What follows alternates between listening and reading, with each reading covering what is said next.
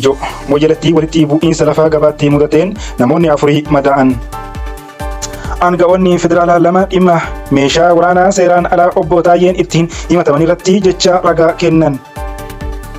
Eertiraa waliin nagaa buusuu barbaannaa kanaa booda waraanni filannoo ta'uu hin qabu jedhe Geetaachoo Raddaa. Markaatootti si'a lammaffaaf balaan abiddaa qaqqabuun qabeenya irratti miidhaan gahuun dhagahame. Saa'udii Arabiyaan bara 2024 keessatti lammiilee Itoophiyaa 7 du'aan adabde. Baayiden Yuukireen misaayilaan fageenya dheeraa Raashiyaatti akka dhukaastu eeyyama jechuun dhagahame. Kanneen amma dhageeffattan kun hangafoota oduu guyyaa har'aatiif maddeen amanamoo irraa Addis Standard, BBC fi maddeen amanamoo garagaraa irraa walitti qabannee isin biraan ga'uuf jenna. Yoo nu duukaa turtan guutuu isaa isin dhageessifna.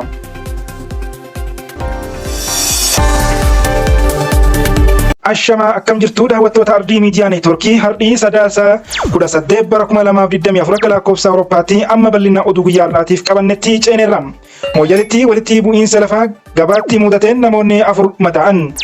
Naannoo Oromiyaa godina Booranaa magaalaa Mooyyaletti walitti bu'iinsa har'aa sadaasa 18 2024 ganama lafa gabaa re'eetti mudateen namoonni 4 madaa'uu jiraataa fi aanga'aan magaalattii Addis Standarditti himan. Waldhabdeen kun sababa iddoo gabaa re'ee ture dhaabbii bajaajiitiif akka oolu bulchiinsi magaalichaa murtoo dabarseen kan uumame ta'uu fi nama rasaasaan rukutame tokko dabalatee namoonni 4 madaa'uu jiraataan Addis Standarditti dubbise himaniiru. Kantiibaa itti aanaa magaalaa Mooyyalee obbo Abdii Idiin rasaasaa dhukaasuun miidhaa geessise to'annoo poolisii jala ooluu himaniiru. Kan gabaase Addis Standard.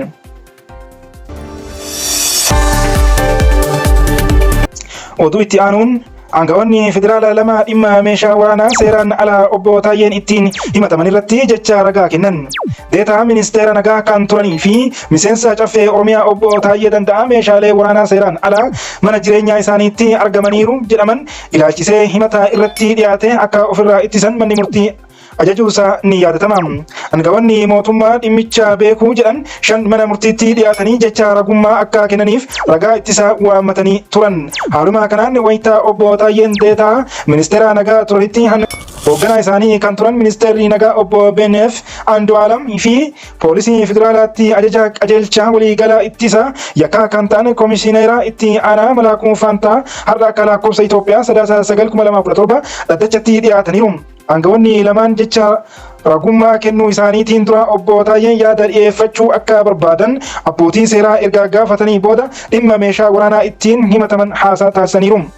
Ajjechaan abbootii gadaa karrayyuu ajaja aanga'oota mootummaa naannoo Oromiyaa 3 raawwatamuu kan dubbatan obbo Taayyeen sababni isaan ittiin hidhamaniifis ajjechaa waan mormaniif akka ta'e himan.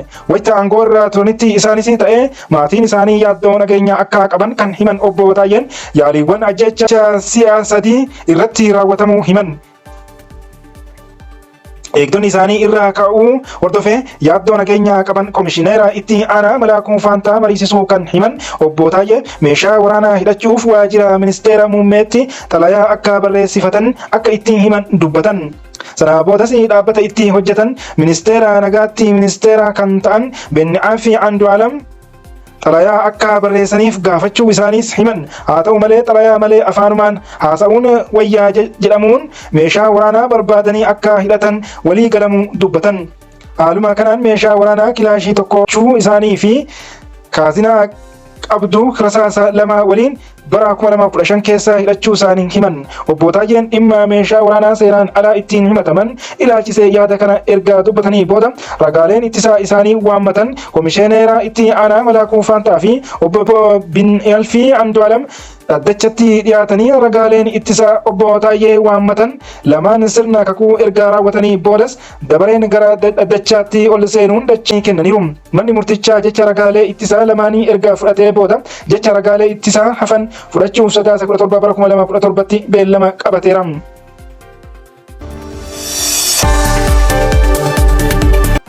Eertiraa waliin nagaa buusuu barbaanna kana booda waraanni filannoo ta'uu hin qabu jedhan Geetaachoo Raddaa. Pirezidaantiin bulchiinsa yeroo Tigraay Geetaachoo Raddaan qormaanni siyaasaa jiraatus bulchiinsi isaanii Eertiraa waliin hariiroo nagaa uumuuf kutannoo akka qabu mirkaneessan. Eertiraa waliin nagaa buufachuu barbaanna kana booda waraanni filannoo ta'uu hin qabu jechuun afgaaffii gaazexaa biyya Xaaliyaanii Avvenire jedhamu waliin taasisaniin dubbataniiru.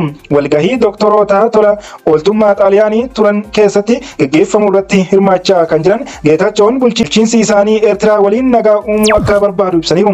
Haa ta'u malee waraana waggoota lamaaf gaggeeffamaa ture irratti yakka lammiilee nagaa fi dubartoota irratti raawwatameef itti gaafatamummaa fi haqa mirkaneessuuf mala idil addunyaa barbaachisaa ta'uu cimsanii dubbataniiru. Loltoonni Eertiraa ammallee naannolee Tigraay hedduu humnaan to'atanii akka jiran kan eeran obbo Geetaachoon akka fakkeenyaatti naannawa Iroob keessa kaasaniiru.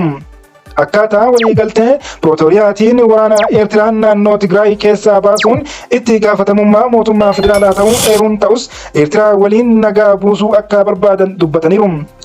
Dursa garuu Eertiraan yakka raawwatameef itti gaafatamummaa fudhachuu qabdi jedhan itti dabaluudhaan warreen namoota nagaa fi dubartoota irratti haleellaa raawwatan itti gaafatamummaa qabu jedhan haqa mirkaneessuuf hojimaanni idil addunyaa barbaachisaa ta'uu kan eeran obbo Geetaachoon waraana Itiyoophiyaan alatti loltoonni biyyoota biroo waraana kanarratti waan hirmaataniif koomishiniin idil addunyaa hundeeffamuu akka qabu hubachiisaniiru. Waa'ee waliigaltee Pirootooriyaa yeroo gaafataman warreen waraanicha akka itti fufuu dhiibbaa uuman hedduu jiraatanis waliigaltichi gandoota Tigraay hedduu keessatti waraanni akka dhaabbatu sagaleen rasaasaas akka hin dhagaamne godheera jedhan. Ta'us raawwiin waliigaltee Pirootooriyaa harkifachuu irraan kan ka'e buqqaatonni mana barumsaa fi kaampii keessatti jiraachuuf dirqamu ibsaniiru. Garaagarummaan siyaasaa Tigraay keessatti mudate ilaalchise wayita deebisan qoqqoodiinsi jiraachuu isaa dhugaa ta'uu ibsuun garuu gara fuulduraatti tarkaanfachuuf tokkummaa nu barbaachisa. Uummanni keenya nagaa qofa gaafachaa jira jedhan kan gabaase Addis Standard.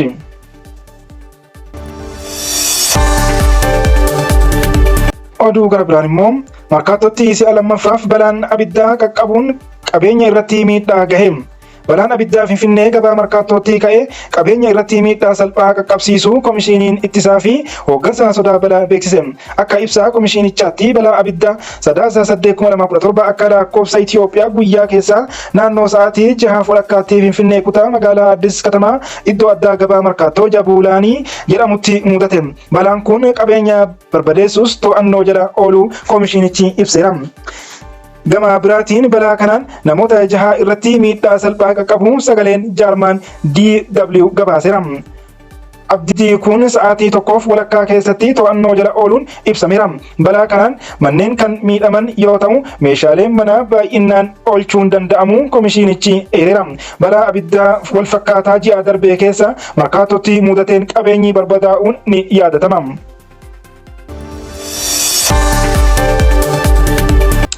Oduu biyya alaa filannee keessaa immoo Saudi Arabiyaan bara 2024 keessatti lammiilee Itoophiyaa 7 du'aan adabde. Saudi Arabiyaan bara 2024 keessa qofa lammiilee Itoophiyaa 7 dabalatee lammiilee biyya alaa 100 ol du'aan adabuu ishee miidiyaaleen biyyattii gabaasan. Itoophiyaanota dabalatee lammiilee Naajeeriyaa, Suudaan, Eertiraa tokko ajjeefamaniiru. Dhaabbata mirga namoomaa Awurooppaan Saudi ESOHR raawwiin murtii du'aa bara kanaa kan kaanirra dura mul'ate hin beekne jechuun ibseera. Adabbiin du'aa lammiilee biyya alaa irratti raawwatamuu bara kana keessa kan dabale sababa yakka daddabarsa qorichaa sammuu namaa hadoochuu waliin wal qabate akka ta'e ibsameera.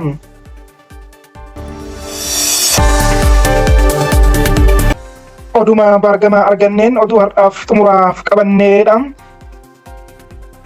Baayiden Yuukireen misaayilaa fageenya dheeraa Raashiyaatti akka dhukaastu eeyyaman. Pirezidaantiin Ameerikaa Joo Baayiden Yuukireen misaayilaa fageenya dheeraa biyyattiin dhiyeessituuf Raashiyaatti akka dhukaastu yeroo jalqabaaf eeyyaman. Qondaalli Ameerikaa tokko tarkaanfiin kun fudhatamuuf Ameerikaafis jijjiirama imaammataa akka ta'e miidiyaa michuu BBC CBS'if mirkaneesseera. Ji'oota baay'ee pirezidaantiin Yuukireenii Volodymyr Zelenskiin dhorkaan misaayila ATACMS jedhamu akka ka'uu fi Yuukireen Kiyeviin ala akka haleeltu gaafachaa ture. gaafa dilbataa waan akkasii hin dubbatamu misaa'iliin ofiin of hima jedhee ture. Pirezidaantiin Raashiyaa Vilaadimeer Puutiin warri lixaa tarkaanfii akkanaa fudhachuu irraa akka of qusatan akeekkachiisaa ture. Tarkaanfiin akkanaa yoo fudhatame naatoon waraana Yuukireenii keessatti agarsiisa jedhe. Puutiin tarkaanfii dilbata kanarratti yaada kennuu baatullee qondaalli Kireemliin biraan dubbii hammeesse jedheera. Eeyyamni Ameerikaa fayyadamaa misaa'ilaa ATACMS humna ittisaa Yuukireen daangaa Raashiyaa Kuriskii keessa jiraniif qofa kan daanga'eedha. Hagayyaa darbeen Yuukireen daangaa Raashiyaa kanatti haleellaa tasaa banteetu seente. Bulchiinsi Baayiden tattaaffii Yuukireen daangaa Raashiyaa qabattee jirtu itti cichitee akka turtu himaa jira. Kunis marii gara fuulduraaf humna akka ta'uuf danda'utu himamaa jira. Seerri Kuzaanii hoogganaan nageenya Yuukireen murtoon Joo Baayiden biyyattiif akkaan barbaachisaadha jedhan. Murtoon kun adeemsa waraanichaa waan geeddaruu miti garuu humna qaama lamaanii wal madaalchisa jedhan. Misaa'illi ATACMS jedhamu kun hanga kiiloomeetira 300 kan qaqqabu yoo ta'u qondaalli Ameerikaa tokko Joo Baayiden murtoo kanarra kan gahan Raashiyaan loltoota Kooriyaa kaabaa Yuukireeniin akka lolan eeyyamuu boodaadha.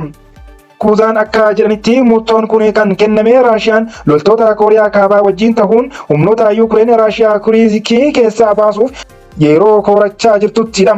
Haleellaan kunis guyyoota muraasa keessatti akka raawwatu eegama. Yuukireen loltoonni Kooriyaa kaabaa 11,000 tahan Kuriskii keessaa akka jiran tilmaamteetti.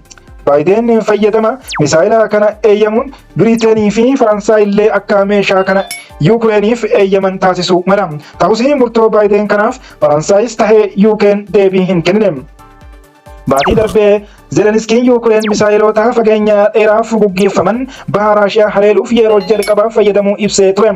Yootaaf Yuukireen loltoota Raashiyaa suuta gara daangaa baha Doonetskii lafa dhiyeessiin humnoota Yuukireenii jirutti dhiyaachaa turan wajjin wal'aansoo keessa turte. Raashiyaanis akkasuma haleellaa diroonii Yuukireeniin irratti taasiftuu dabalattee ture. Baatii onkolleessaa keessa haleellaan diroonii 2,000 raawwatee ture jetti Yuukireen. Sanbata galgala Raashiyaan haleellaa jabaa jedhamuun kan raawwatte yoo ta'u namoonni 10 ajjeefamaniiru. Akka Zelenskiin jedhanitti misaa'iloonni 120 fi dirooniiwwan 90 darbatamaniiru. Gaafa dilbataas haleellaan itti fufee gamoo jireenyaa dhahuun booda namoonni 8 yoo ajjeefaman isaan keessaa lamaan daa'imaan ta'u turan. Joo Baayiden kan Waayit Haawusiin kan gadhiisan yoo ta'u waraanni Yuukireenii dafee akka raawwatamu barbaadaa turan.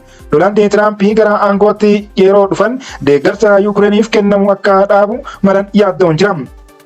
Deeggarsa waraanaa Yuukireenii Tiraamp akka leecalloo Ameerikaa gogsuutti yookaan qisaasuutti ilaalama. Akkatti ta'uu himuu baatus waraana kana akka dhaabu himeera.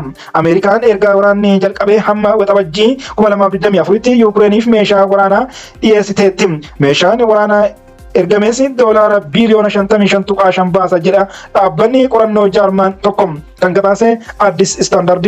Waan nufaana turtaniif galatooma oduun keenya kaa'aaf qabannee salumatti raawwateera. Warri haarawaa Ardii Miidiyaa Neetwoorkii dhuftan toora YouTube chaanaalii keenya subscribe godhaa. Akkasumallee yaada keessan saanduqa yaada koomentii jalatti nuuf kaayaa. Akkasumas waan akkaan barbaachisu keessaa laayik godhaa, sheer godhaa. Waan wajjin turtaniif galatooma.